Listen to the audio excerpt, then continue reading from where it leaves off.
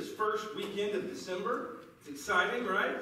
Christmas time is upon us, and we are launching into a brand new series today.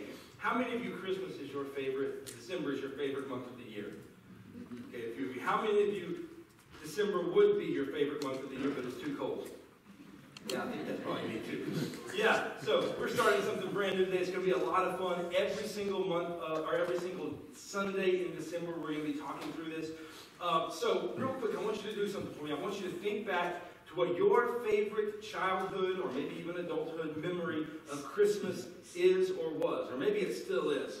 What was your favorite, or is your favorite memory, or tradition, rather, tradition, something that you kind of got used to doing over and over again every year when you were a kid, when you were a teenager, when you were an adult? What was that thing? I'll give you an example. I'm gonna tell you guys a story here, and it's gonna date me a little bit, and you're gonna maybe want to make fun of me a little bit for it, but that's okay. I'm gonna tell you anyway. When I was a kid, besides the normal traditions of just getting up on Christmas morning and opening presents, one of the biggest traditions that we had was this. Every year, around the end of November, beginning of December, we would all get in the car and we would go to Kmart. Yes, Kmart, the big K. And we would get there and we were told we had a certain amount of money that we could spend. And it was a big item, like our big item of the year. And we would go and we would get that big item and we would go to the back of the store and we would put it in layaway. That's right. And it became an every Friday night tradition through the entire month of December that we would go to Kmart. We could look at our item, whatever that thing was that we chose. We could see it over in the corner, and the parents would pay a little bit on it every single week, and then they would go get it. But on the way out, this is where it really got fun. On the way out, we would stop by the Big K Cafe. You guys know what I'm talking about. Get a cherry icy on the way out, drink that on the way home. Fun stuff, right? So you may have similar or better traditions, and those traditions were things that were memories from your childhood, your teenage years, your adulthood, whatever it was. But I bet for most of us, those traditions revolved around things like presents and shopping and songs, Christmas music, or movies, Christmas movies, or getting together with family, decorating, eating cookies or cakes, those kind of things. Those are the typical things. Those are the traditions that we have. But what if I told you, and listen, those things are very, very fun, very, very fun, but what if I told you that every single one of those things comes with a potential? It comes with a potential to distract you from what is really happening at Christmas. Every single one of those great things comes with a potential to distract you away from something. Like for example, I'm glad one of my children is around. This is going to be really fun. A few months ago, there was this incident at our house. And my children came up with this great plan. I have 3 kids, and they came up with this great, dangerous plan while their mother was away, of course, which is when they always come up with their great, dangerous plans. And they had this box that they had made this house out of. We had like a dishwasher or something. There was this box that they had made a house out of, and they were opening and closing the door on this house. And it was great. And then eventually what happened was the door broke off. Everybody was sad for a few minutes until they realized this is a really sturdy door. And what they decided they were going to do was they were going to use this piece of cardboard as a sled to go downstairs. Now, they ended up putting a bunch of pillows and blankets at the bottom of the stairs. They thought this through. They were really ready for this moment. And then they decide that this might not go so well. So what they do is they send one of them to come into the room and talk to me. And they begin, I don't even remember which one it was. They begin to have this conversation. It goes something like this. Hey, Dad. Hi. Was thinking we could talk about stuff. And I got excited. I was like, one of the kids wants to talk about stuff. This is great. And then it was like, just stuff, in general, stuff. Hi. And I realized real quick, this is not going the way I thought it would. I was a little hurt that they didn't really want to talk about stuff. But I went out into the hallway to see the other two. I could hear the other two whispering. We got to put the helmet on, get ready. And I remember going out there and seeing one person sitting on this piece of cardboard, all the pillows at the bottom, and I thought to myself, I've got 2 choices here. I can be cool dad, and have an emergency room trip, or I can be lame dad and just stop it right now and tell the story later. I went with lame dad, unfortunately, and didn't videotape the thing, stopped it all from happening, made them clean up at least part of the blankets and pillows. I think I finished. But the whole idea was one of them was sent in to distract me from what was really happening in the house. And here's the thing. Here's the thing. There are going to be things that are fun things, good things this Christmas season that are going to distract you from what is really going on at Christmas time. There are going to be lots of fun things that are going to distract you. And I want us this Christmas season to just kind of challenge, in a good way, challenge the way that we celebrate Christmas. Because if we're not careful, what happens, and it happens every year to people, is that you get through December and you start January and you look back and you say, wow, where did December go? You ever had that feeling? And you didn't take a moment to even think about why we even celebrate Christmas to begin with, because we're so busy and there's so much going on. And if we're not careful, what happens is that we end up celebrating this holiday that was inspired by Jesus and his birth and the hope that he brings. We end up celebrating that birthday with a series of materialism, greed, and gluttony. And that becomes our Christmas. And we lose sight of why we even celebrate any of this to begin with, because of the distractions and the potential that they bring to us. Now, I want to challenge that in a good way every single Sunday of December. You guys know what white noise is? White noise is when you get multiple frequencies all together. They just kind of all come crashing in, and it creates kind of this fuzz, like in the video that we just watched a couple minutes ago. It kind of creates this fuzzy sound. That's what white noise is. It's when everything comes together and it just kind of blanks everything out. And I think that sometimes at Christmas time that happens to us. We hear all these different things coming in, and it blanks us out. It creates this white noise, and we lose sight of what Christmas is really all about. And I want to challenge in a good way the way that we celebrate Christmas this year, the way that you celebrate Christmas this year. Now listen, I'm not telling you not to do your traditions. I think you should listen to the songs. I think you can watch the movies. I think you can eat the cookies. Actually, bring the cookies to my house. Everything else you can do. I think you can do all of these things, and it's going to be a lot of fun. But I would hate for you to get to the end of this Christmas season, look back on it and say that you missed why we celebrate it because of all the distractions in your life. And so that's what we're going to talk about this Christmas season. We want to move past the distractions, still have some fun with the distractions, but understand why we celebrate Christmas, the hope that it brings. So today, what I want to do is I kind of want to start with this one word that we actually don't talk a whole lot about in our culture. We kind of talk about it, but we kind of talk around it in some ways. It's something that we all want to do, but we struggle to do. There was this prophet in the Old Testament by the name of Zechariah. There are several different Zechariahs in the Bible. We're going to talk about the prophet, minor prophet, towards the end of the Old Testament. He wrote this really cool letter for Israel. And he comes around at a time when Israel is maybe at one of its darkest hours. It's around the year 520 BC, if you're familiar with ancient Israel. And what that means is that they had been occupied and exiled by the Assyrian Empire. They had come in and they had taken them down, and they had taken the best and the brightest people away from Israel, took them back to their capital, and began trying to Assyrianize them, if that's a word. Make their culture the Israel's culture, so that they would send those people back and they would have all the ideals, values, and religions of the Assyrians, and they would bring it back and they would extend the Assyrian Empire that way. And so all that the people that were around had ever really known was oppression, exile, and occupation of a foreign invader. And so this was kind of a desperate time in the nation of Israel. Nobody's happy. They kind of lost sight of this promise that God had given them, that they were going to be a blessing to the world. And so they're in a desperate time, and they turn to one of their prophets of God. One of the prophets who's going to have some incredible advice for them. You guys want to know what he told them to do? Yeah. You ready for this? You don't look ready. Zechariah chapter 9. I'm sorry, not Zechariah. Yeah, did I say Zechariah? Zechariah chapter 9. Verse 9. He told them to rejoice greatly. Rejoice greatly. In the midst of all this oppression, in the midst of everything that's going wrong, you know what rejoice means? It means to have joy. Lots of joy. You know what greatly means? Do it a lot. Have lots of joy, daughter Zion. Shout, daughter Jerusalem, because, see, your king comes to you, righteous and victorious. He goes on, well, who do you think the king is that he's talking about? First service was a lot better at this. Jesus, of course. It's Jesus.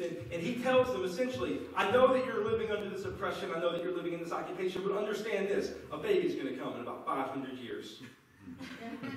He'll take care of everything.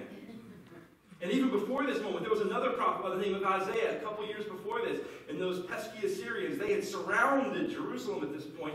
And the king, he had been evil at this point. And he realized that his reign was about to be over. They had surrounded Jerusalem, and Jerusalem was in trouble. And so he calls on the prophet Isaiah to come and give him a word from God that's going to help this whole situation. And you know what Isaiah says? He says, don't worry, be happy, rejoice again, because guess what? In about 700 years, a baby's going to be born. I bet the kings of Israel got tired of hearing that. Because they needed answers right now. They needed it to be fixed in the present moment. But what everybody kept pointing to was this hope. And they said, I want you to rejoice. Be filled with great joy. Not because of your current circumstances, but because of the hope that is coming to you. Now, I just want to tell you guys something, and this is hard. If we're real honest, we're not so good at this. As a culture, we have not become good at being people who greatly rejoice greatly. If you look on social media, do you see a lot of rejoicing greatly? Not really. If you go to a mall or you stand in a parking lot and you listen to people talk, do you hear a lot of rejoicing greatly? No, we don't do a very good job of this rejoice greatly. As a matter of fact, I think we have in a lot of ways replaced rejoice greatly with this. Complain greatly. And those two things don't coexist very well. You don't rejoice greatly and complain greatly at the same time. It just doesn't work. And you may fight back a little bit and you'll be like, no, I don't complain greatly. Okay, fine. We have replaced rejoice greatly with complain mildly. And maybe that's you. But either way, whether it's mildly or greatly, we have become a generation, a culture of people that is just apt to complain. And complaining and rejoicing do not coexist. So I want to ask you the question, what if this Christmas season you made it your intention, every bit of you were going to focus on being a person that rejoices greatly as opposed to complains greatly or mildly? How would that change your Christmas? Because see, here's what's going to happen. This Christmas season, you're going to be tempted. There's going to be this moment. How many of you are planning on actually physically going to a store or a mall this year? Okay, most of you. See, my wife's incredible. She's pretty much, done a lot of the shopping already. And, we just get a new box on the porch every day. You don't even know what's in it, but it's fantastic. But if you're actually physically planning on going to a store or a mall, there are going to be some things that are potentially going to happen to you. You guys ready for this? What's going to happen is, you're going to get there, and it's going to be a packed parking lot. You're going to have to walk, park half a mile away. And you're going to be walking up. It's going to be 20 degrees. It's going to be raining a little bit because we're not going to get any more snow this year. So it's going to be raining a little bit. And about halfway up, you're going to say to yourself, you're going to have this moment where you're tempted to say, why did I do this? This is the dumbest thing, or other words that you may use. This is the dumbest thing that I've done. Why did I come here? And in that moment, you're going to have this temptation to complain. How are you going to complain? Greatly or mildly. That's right. You're going to be tempted to complain greatly or mildly. Or maybe you're not one of those people. Maybe you're one of those people that drive around for 30 minutes looking for a parking spot. Right, there are two types of people in the world. Maybe you're the second one. You're the one that drives around for 30 minutes looking for that parking spot. And then what's going to happen is you're going to think you found it. And it's going to be right up next to the front of the store. And you're going to drive there and you're going to realize that one of those people has parked in two spots. You guys know those people? They typically drive a Kia, right? Not quite sure why. Those people. And you're going to get there and you're going to see that Kia double parked and you're going to say, why did this happen? And you're going to be tempted to complain how? Or mildly. But you're going to be tempted to complain. That's just what we do. That's kind of our nature. You're going to be tempted to complain. And by the way, if you're one of those Kia people, Just 2 quick words. Just stop it. All right? Just stop it. We don't need you parking sideways. Or maybe you're going to get into the store. You're going to get into the mall, and you're going to get there, and all of these things that you wanted, they're going to be sold out. They're not going to have your size. The line's going to be too long. People are going to be elbowing you. They ran out of your favorite pretzels. And you're going to be tempted to complain. How? Or mildly. And it's just going to hit you, and you're going to want to complain. Because that's what we do. That's what we're good at. Or maybe it has nothing to do with shopping for you. You don't even want to go shopping. Maybe for you, you're just going to look at this season, and you're going to be overwhelmed with life. You got family, you got kids, you got all the decorating, you got a job, you got all these different things that you got to do, and you're just going to be overwhelmed with life. And you're going to get to a certain point this Christmas season, and you're going to say, oh my goodness, I can't believe that this is all happening. Think like Christmas vacation movie type thing. You're just going to be overwhelmed with everything going on, and you're going to be tempted to how? Or yeah, you're going to be tempted to complain. Or maybe, if you get on a little more serious note, maybe you're going to look at the things that you don't have this Christmas season. You're going to look at your bank account and all the things that you want, and you're going to be like, not so sure this is going to happen. And you're going to be tempted to how? Or yeah.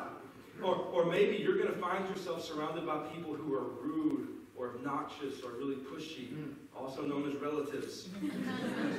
You're going to find yourself surrounded by these people, and you're going to be tempted to complain greatly or mildly or all at the same time because, and by the way, you've all got that one relative, right?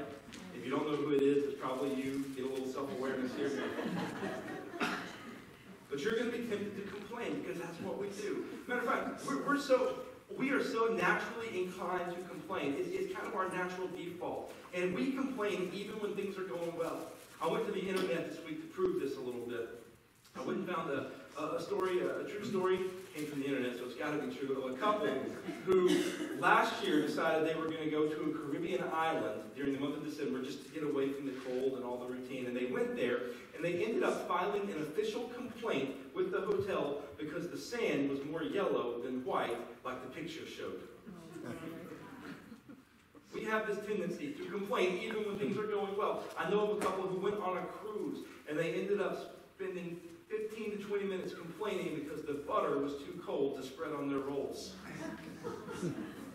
At first service, somebody was like, that's actually a legit complaint. So here's the thing. We end up complaining about things even when things are going well. Matter of fact, sometimes we just end up looking a lot like this. All those schoolgirls and boys were a week bright and early. They rushed for their prize and then, oh, that noise of the noise. There's one thing I hate. All the noise. It's like looking in a mirror, isn't it? That's you. And that's me. We complain because it's our natural disposition. Now let's just get one thing out of the way real quick. There are going to be things this Christmas season that you legitimately happen to you that you are going to be tempted to complain about. Cold butter being at the bottom of the list probably. But you're going to have things like lost loved ones, lack of resources, loneliness, relationships aren't going as well as you want, the job's not going as well as you want. You're going to have things that in your life come up and you're going to be tempted to complain about them. And all of us are going to have these things to varying degrees, but what if? What if we said this Christmas was going to be different? This Christmas, instead of being a people who are prone to complain, we're going to be a people who are going to be prone to rejoice greatly at the hope that Jesus has brought to us. I want to tell you guys a story from the New Testament about a couple who, man, when we hear this story, and I'm sure you've heard parts of this story, but when you hear this story, you're going to be tempted. You're going to realize I actually have so little to complain about, no matter what your circumstances are. So if you have your Bible, let's check this out. I want to show you this story, and I want to show you how this couple of people just set an incredible example for us about what it means to rejoice greatly instead of complain greatly or mildly at Christmas time. Matthew chapter 1, if you have your Bible. If not, we're going to throw it up on the screen behind me. It goes something like this. This is how the birth of Jesus the Messiah came about. His mother Mary was pledged to be married to Joseph, but before they came together, she was found to be pregnant through the Holy Spirit. Because Joseph, her husband, was faithful to the law, and yet did not want to expose her to public disgrace, he had in mind to divorce her quietly. Now, a couple things here. That word pledge, they were pledged to be married. Another word for that is betrothal. And listen, this is like this ancient Hebrew custom known as Kedusha, and I'm sure you guys are familiar with it. But basically what it says is this, is that you have a 1-year period where you are legally bound to each other.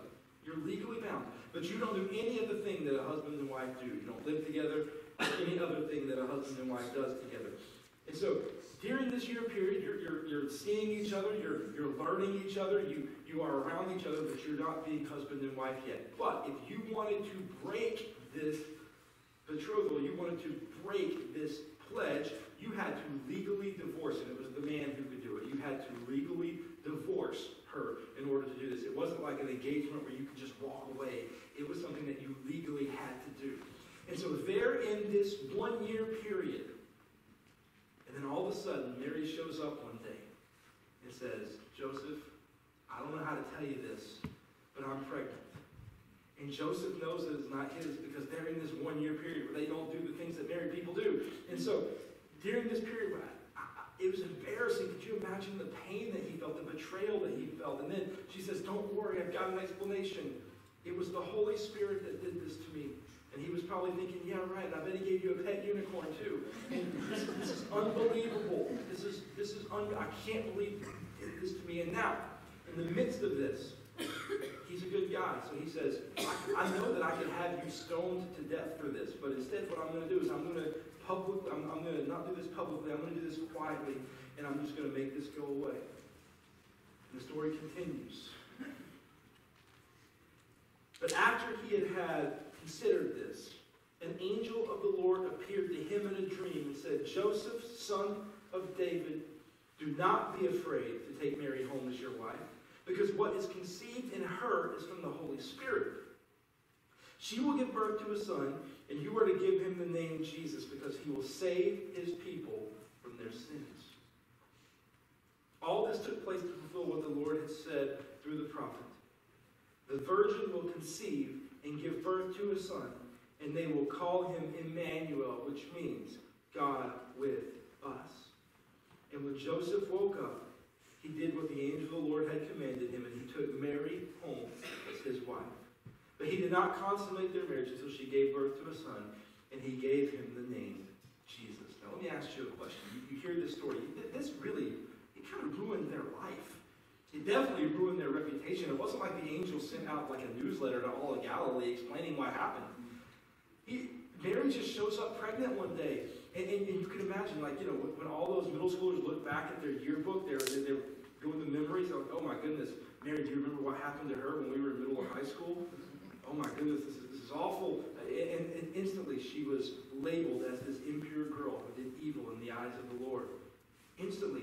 And then Joseph, he was automatically, when he actually married her and went through with that, he was automatically assumed, everybody assumed that it was his, or else why would he go through with this? And so both of them, their reputation was completely ruined. Their wedding was ruined. Everything was ruined by Jesus. Now, do you think that they had any reason to complain? Greatly or mildly? Yes, thank you. Yes, they had a big... I would complain. Maybe mildly at first and then greatly later. I think you would probably complain too about this. Because that's not the way that you expected it to go. Why would God do this to us? Why would God put us in this position? And then actually, believe it or not, the story gets worse. Because a few months later, they're married, they're living together, they're about to have a baby, and then all of a sudden there's this guy named Caesar Augustus, who's kind of the ruler of the Roman Empire, and he says, we're going to have a census. And what we're going to do with this census is that every single person across the whole empire, they're going to go to their hometown, and they're going to have to register for this so that we know who everybody is and where everybody is. And so now Joseph, he goes home to Mary, who's 9 months pregnant, and says, I got some bad news and I got some really bad news. Which one do you want to hear first? The bad news is we have to go to Bethlehem. And you have to come with me so that we can get registered for the census. And the really bad news, the really, really bad news, is that you have to ride on a donkey for 120 miles through a Middle Eastern desert to get there. Sounds fun, right, ladies? No. And so this went from bad to worse. And then you guys probably know the story. When they get there, there was no room. Yeah, the hotel was booked up because everybody was coming in town for the census. Why couldn't the angel have booked a room, right?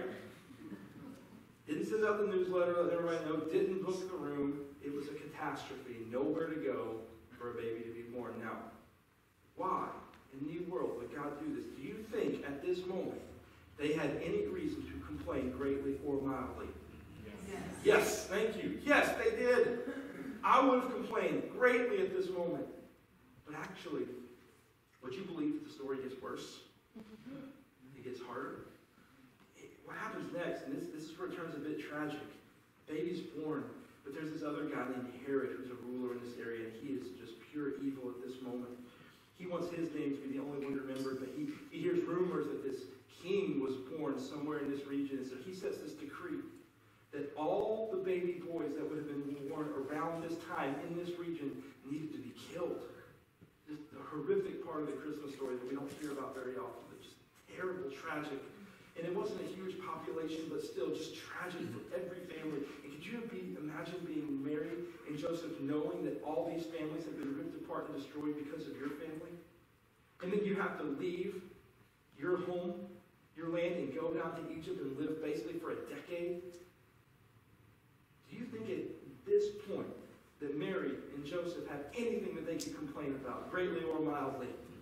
Yes. I would be complaining a lot, but you know what? Mary had this attitude. She had this heart that was absolutely amazing. And at one point she wrote a song. It was before some of this happened, but she wrote a song that I think exemplifies her and Joseph's mindset and their heart set through this whole ordeal.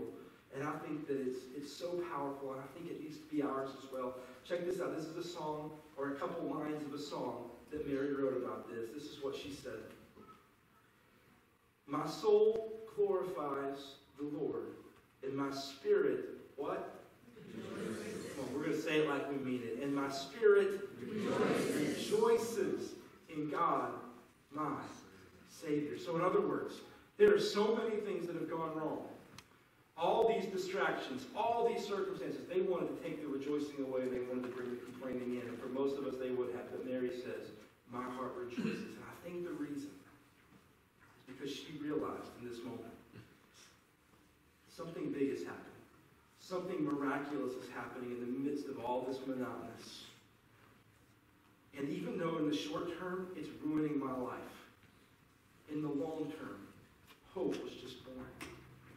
Hope was just born. And it wasn't just born for me. It was born for the entire nation of Israel. And then they found out it's actually not just hope for the entire nation of Israel. It's hope for the entire world. And it's not just hope for the entire world. It's hope for you. It's hope for me. And I think the reason that Mary kept this heart of rejoice greatly over complain greatly, was because she realized that she is to have a relationship with that hope. And at this Christmas, I want you to understand that no matter what's going on in your life, no matter where you are or what you have to complain about, I would just challenge you.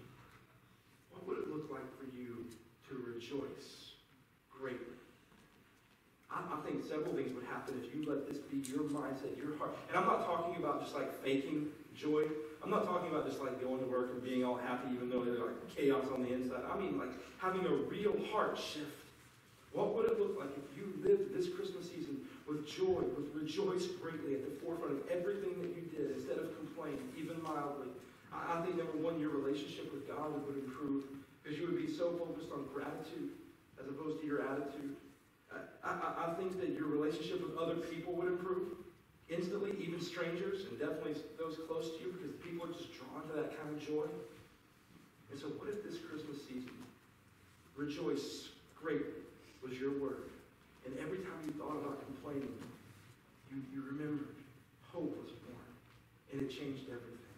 I want to give you, just in closing here, I just want to give you 3 practical tips that I think will really help you this Christmas season to let that be true in you. Okay, number 1 is this. I want you to change your perspective. Sometimes we just have to look at things differently. Like, for example, sometimes you look at your bank account and you look at all the things that you want to do for Christmas and it's just not going to work. But what if instead of complaining and being upset about that, what if we change our perspective and we realize how rich we are in relationships with people around us? We realize how rich we were with the things that God has blessed us with. Just change your perspective. Number 2, what if we were intentionally selfless this Christmas season? Just very intentionally selfless. Meaning that you did things consistently for other people. What if we've got a couple opportunities for you here this Saturday, the City Hall event, or the families that we're giving gifts to. What if you were just intentionally selfless and you love the people around you really well? And number 3, this is my favorite. I think maybe you need to implement a complaint jar. Something like this. And for some of you, that's probably not going to do it. Probably needs to be something like this. Complaint jar. And one of the band members found this yesterday, and he was like, I already filled it up. So I think you missed the point. Here's what you do with your complaint jar. Every time this December, and we're already one day in, you got to get a mulligan on yesterday. Every time you're tempted to complain about something, throw something into this. Get marbles, get something. Throw something in. And either reward yourself at the end, or maybe even punish yourself at the end. Just so that you can have a visual thing here that shows you how many times you're complaining. So every time oh man, it's too cold outside. Oh, throw something in the complaint jar. We're out of ice cream. Oh, throw something in the complaint jar. Every time you're tempted to complain, throw something in your complaint jar. Or maybe you want to take it to another level. And maybe you want to throw like money in your complaint jar. So every time you complain, you drop a $1 bill or a $5 bill. Then at the end of the season, at the end of December, you bring that complaint jar and you give it to your pastor. I think the complaint jar can go a long way. So what if you made your focus rejoicing this year? I'm going to be filled with great joy, not because of my circumstances, but because hope was born. What would happen? I think you might look back in January of 2019 and say that this was the best Christmas ever. Let's pray together. Father, thank you so much. And God, we know that distractions are going to come. There are going to be things that take us away from rejoice mindset, and they're going to put us on a complain mindset. It happens every year. And so, God, I pray that we would be intentional this year. That we would intentionally rejoice because of your hope and your love for us. In Jesus' name we pray. Amen. Amen. You guys have a great Sunday.